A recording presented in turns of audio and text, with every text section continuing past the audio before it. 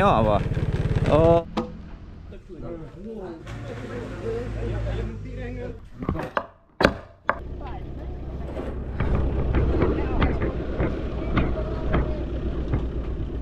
เพิ่นน่ะสั่งข้าวนมห่อนอบเอาห่อนขนาดมื้อนี้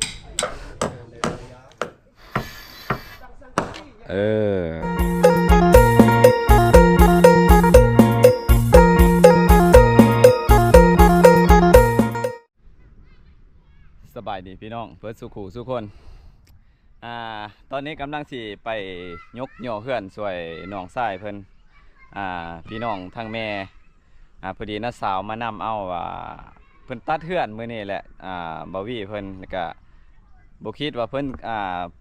สร้างที่เพิ่นตัดแล้วก็สิยกขึ้นเลยนะสิยกย่อขึ้นเลยเนาะมื้อนี้วันที่26เดือน2 2026พี่น้องก็เป็นเดือนแรกของปีทางญาติพี่น้องเฮาสิได้ปลูกเรือนสร้างบ้านพี่น้องเนาะกะท้องฟ้ากะค่อนข้างมืดครึ้มมื้อนี้คือฝนสิตกนี่แหละกะอยู่บ้านเฮาก็สิประมาณนี้บรรยากาศพอดีเพิ่นมานำเอาอยู่อันนี้อยู่เฮือนนะมันบ่มีคนยกย่อเพราะว่าที่แรกก็คิดว่าเพิ่นสิสร้างให้สร้างเพิ่นตัดแล้วเรียบร้อยแล้วก็ว่ามื้ออื่นจังย่อบาดเดียวแต่ว่ามามื้อนี้ก็หลายคนสิได้ไปยกย่อนำเพิ่นเพราะว่ามันบ่มีคนเด้สร้างยกสร้างย่อบ่นี่โอ้สร้างย่อบ่โอ้ไปก่อนเด้อ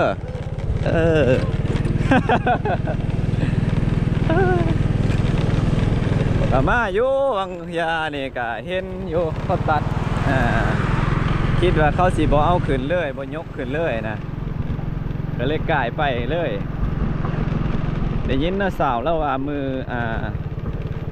อื่นเราสิยกขึ้นแต่ว่าได้แท้เรายกขึ้นมื้อนี้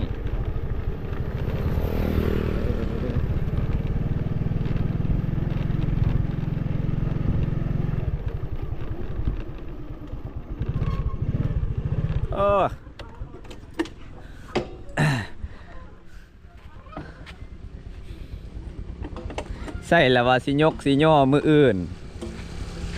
สร้างเนี่ยด้วนขนาดมือนี้เลยเนาะขานเอาหอบซองเนาะก็สิคืนอยู่ดอกงามอยู่ใหม่ไม่อีหยังอันนี้ไม่แคนบ่โอ้ฮะไม่พายหินเข้มพายหินไม่แคน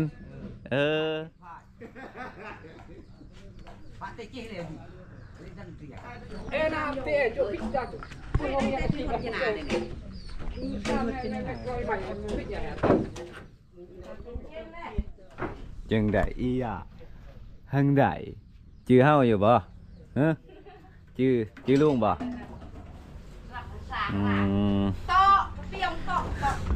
เนี่ยพี่น้องเพิ่นยังใส่แบบรุ่นเก่าอยู่ถากไม้แผ่นเจ้าของบ้านเป็นว่ามื้ออื่นเช้าสิยกย่อเฮาก็มาอยู่กายไปบางนึงนี่เห็นว่ามื้อนี้เพิ่นมาตัดไปทำดินจีบ่อ้ายไปทำดินจีบางอย่างเนี่ยเห็นอยู่กายไปอยู่คิดว่าเพิ่นจะสิยกมื้ออื่นเช้าน้องชายเพิ่นเจ้าของเฮือน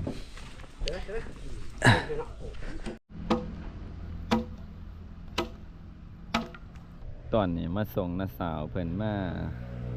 ซื้ออาหารเที่ยงที่สิเลี้ยง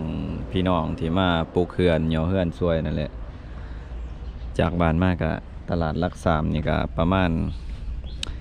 7-8 หลักมานี่แล้วก็สิกลับไปเฮ็ดเวียกช่วยพี่น้องอยู่พุ่นอีกเทื่อนึงนะตอนนี้ก็มาส่งเพิ่นก่อนบ่ทันได้ยกย่อซ้ำสวยอ้ายน้องอยู่หั่นพอดีน้าสาวว่าส่วนหามาส่งเพิ่นก่อนมาซื้อจีนควายนี่แหละเพิ่นว่าสิเฮ็ดจุเนาะนี่เป็นซอยจุมื้อนี้ ลี้ยงพี่น้องมาช่วยเพิ่นกับเขาตลาดอยู่เขาก็นั่งถ่ายอยู่นี่มาเติมตลาด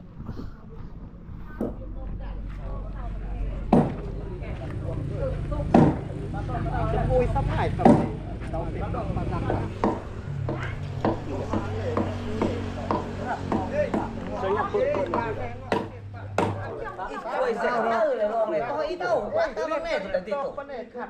จะรีบขับได้ละซิมุโอ้ยโยโตเลยดิเซอร์ดิแคปเปียนะจอกไม่สแตนได้เลยแม่จ้าไม่ยอมพงที่เราเอามาตักก่อนไม่บาไม่เอกไม่เอกแรกคือคนยกตัวเด็กจกมาไม่ตก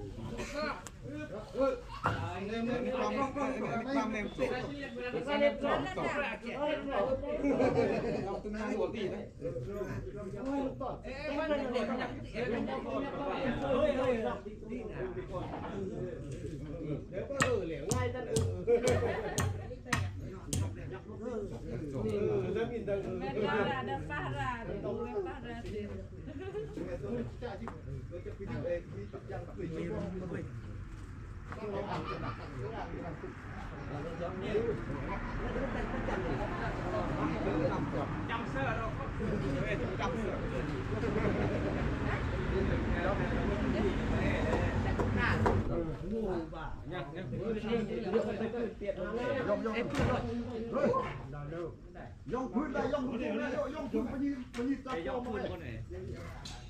ไปยืนไปพื้น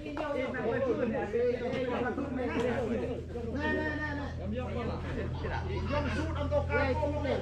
ย่องพื้นเลยนี่นะย่องพื้นนะย่องพื้นย่องตกายโป้งได้ย่องแตกเลยจะขึ้นได้เลยเกินเลยกายโป้งเลยมา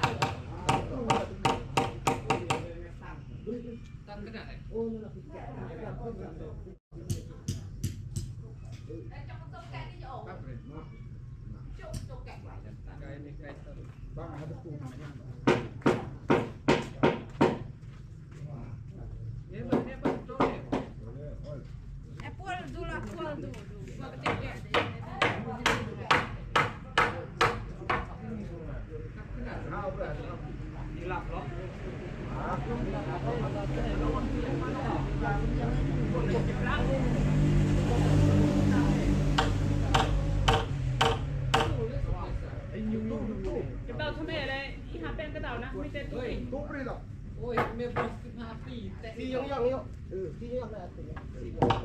เสริมพลัง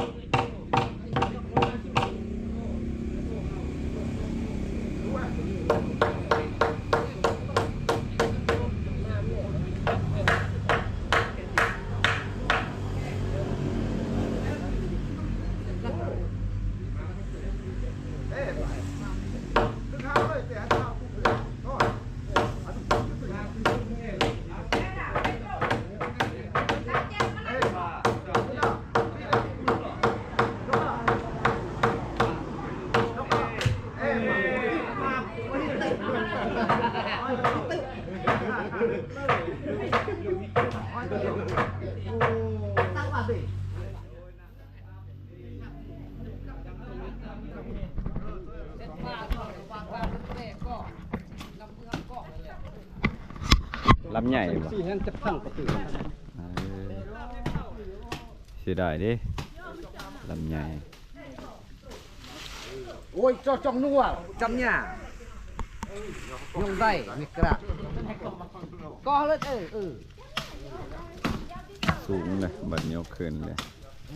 ตั้งขึ้นสูงกว่าเก่า ได้ไม่ได้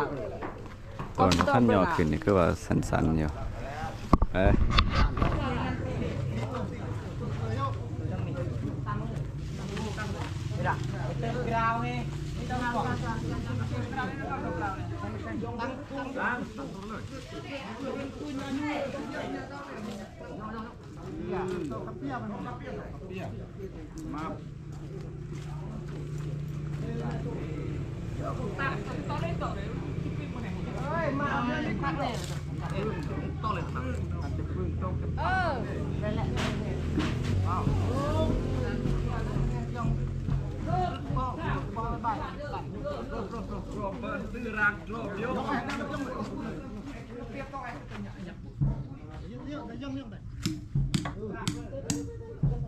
จองอันตรงกับเขาบ้าน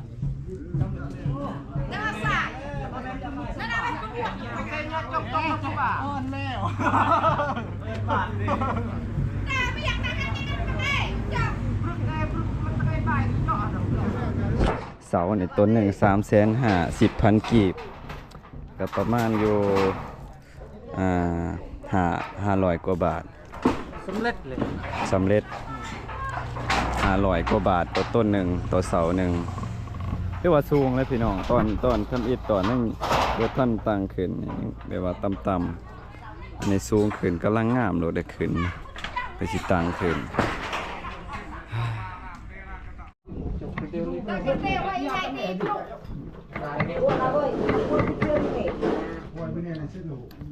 ต้มปลานิลกล้วยปลานิลครับเสา บูงไ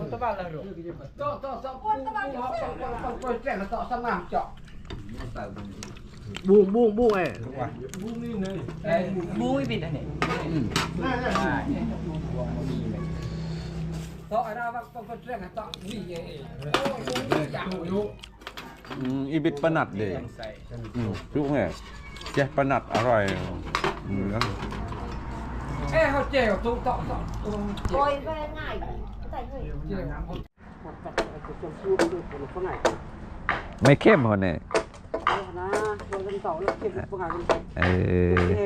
ถ้าเป็นแกะ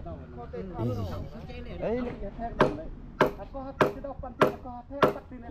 ไอ้ก็จับปกติมีกระสานเก็บอันลงคนนี้ที่จบเรื่องมันเลย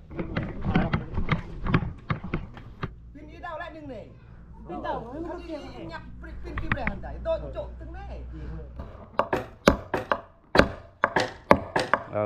โจทย์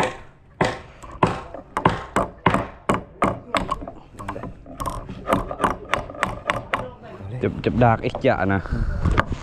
ดากบ้าง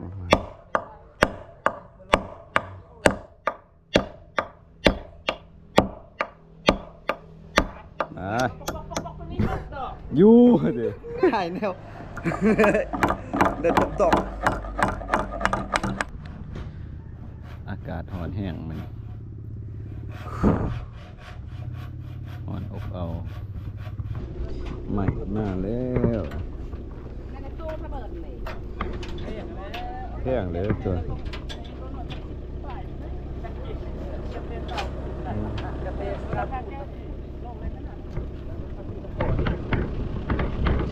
มีบอกขึ้นว่า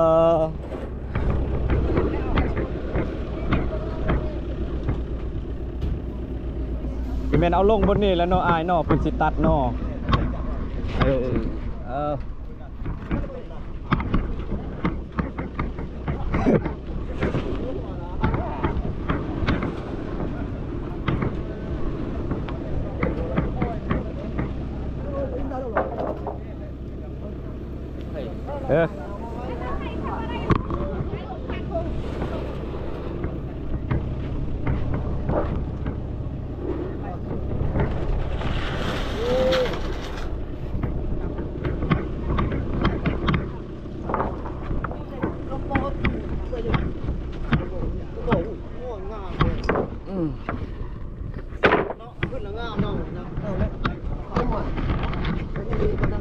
เด้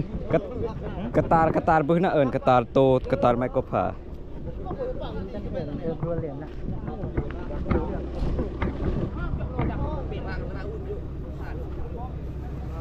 ไม่มัน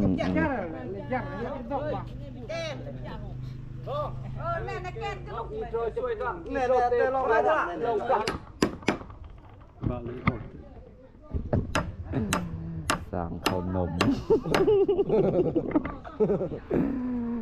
พี่เปอร์เอาอันนี้ออกครับพ่อแหกกลับคืนแล้วยังสิขึ้นโค้งหลังคาอีกเฮ็ดเป็นสไตล์โมเดิร์นนะเพิ่นว่าเจ้าของบ้านเพิ่นว่าสิมุงเลยมื้อนี้ก็คือสิบ่ทันหรอกอากาศก็ร้อนพี่น้องก็พักผ่อนก่อนเป็นโมเดิร์นเป็นแท็ก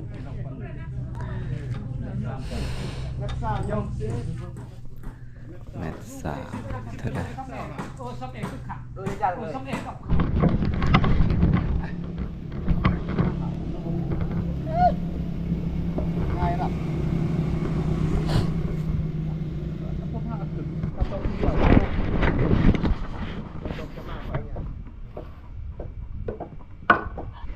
ขึ้นไปตอกตังมันเพราะว่าเสามันบ่ถึงก็เลยใส่ใหม่ตัวนี้ต่อขึ้นอีกเป็นซองขางวางขางก็คือกัน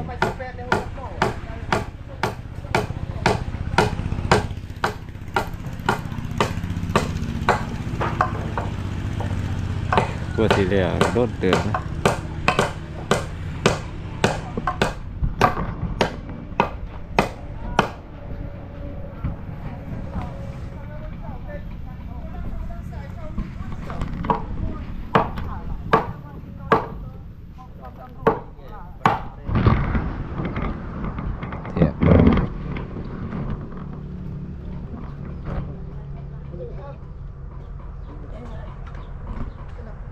ใส่ยักเลย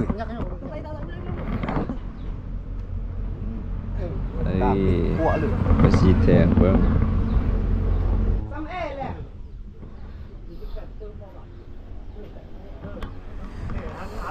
ไม่นี่มันยังมีอย่างเนี่ยอย่างดำๆเนาะเปิดสังกะสีก็ยาวเติบเลยสังกะสีสิบ่10 เซนบ่สังกะสีจะ10 เส้นปันล่มเท่าไหร่ปันล่มใส่พาวเวอร์แน่บากใส่ผ้าแน่หอมบากหัวเสามันไก่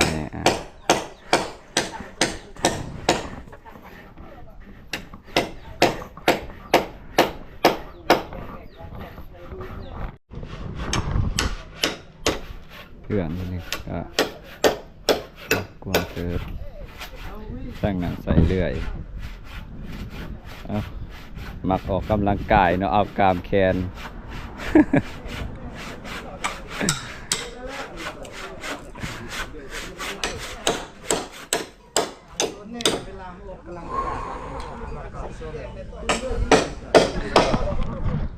หอนอบเอาหอนขนาดมือนี่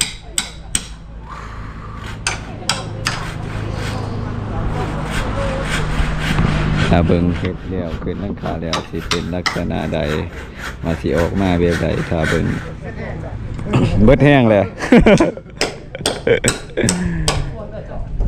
เอากามแขนเลื่อยก็มันสิขาดไม้นี่มันเบิดเดี๋ยวมันหายากพี่น้องจะว่าเลือกบ่ได้แหละตัดเอาเลยไม้จังซี่มันมีอย่างแน่บ่อยากงามแน่ไม้คืออย่างที่ทุกคนได้เห็นไม้นะ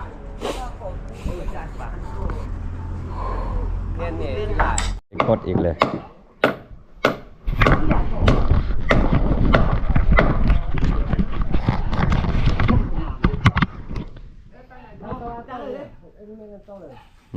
เอาน้ำลังก็ได้บ่เฝ้าตอกดอกเฮายิงเลยบ่ยิงหมดเลยบ่ยิงเจ็บเลยเนาะยิงเจ็บเลยอ้ายเจ็บแล้วบ่มั่นใจแล้วบ่เอา ให้ไอ้เมียงยิงก่อนเอาสิยิงน้ำลังให้อ้ายยิงเลยถอยเด้อเอาปืนลูกปืน8นี่หอยมันคือสิโคตรแท้โอ้แสดงว่ามือยิงของแท้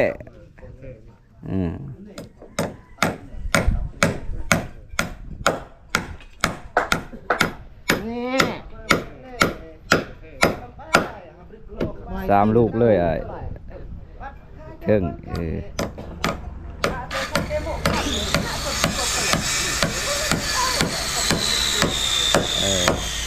จบงามยังอยู่คุณอีกเดี๋ยวเดี๋ยวมาปลอมต้องลงเลยบ้านหมดเลย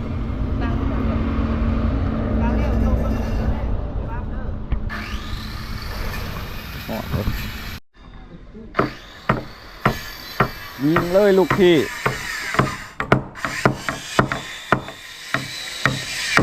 อูซึกวานเนี่ยบนกลางเนี่ยบอ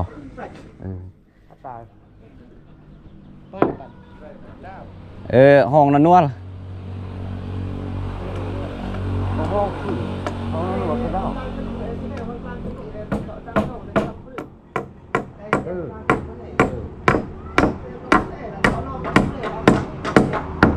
โอ้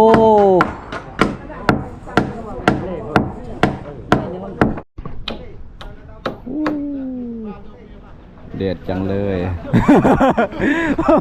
ส่งส่งดอกครึ่งเด็ดดอกหนึ่งตอกครึ่งหนึ่งเด้บัวตกจ้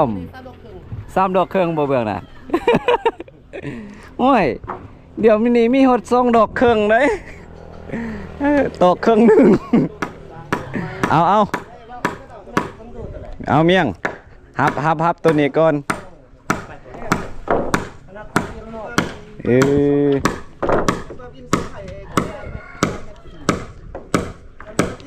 2 มือเลยอย่าเอามือเดียวเลยเด้อ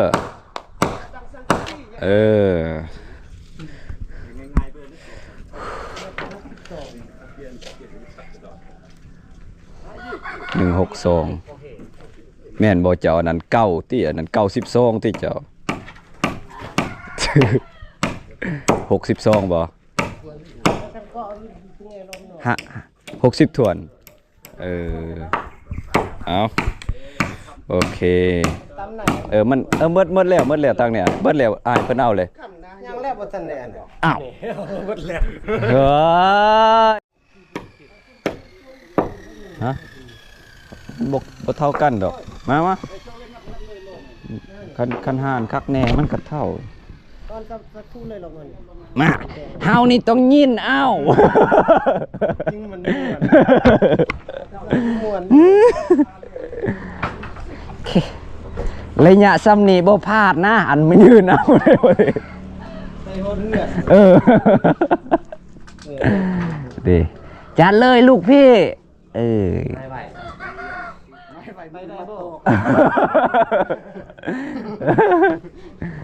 เอายกบัดนี่เจ้าจะมาหมายเอ้ย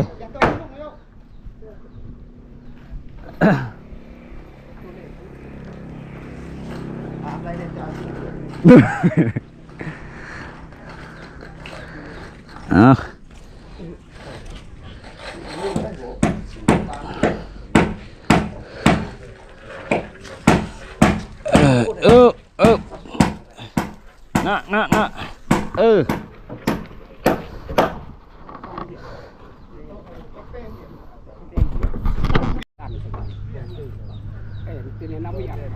เลี้ยวเลยไม่บ่พอ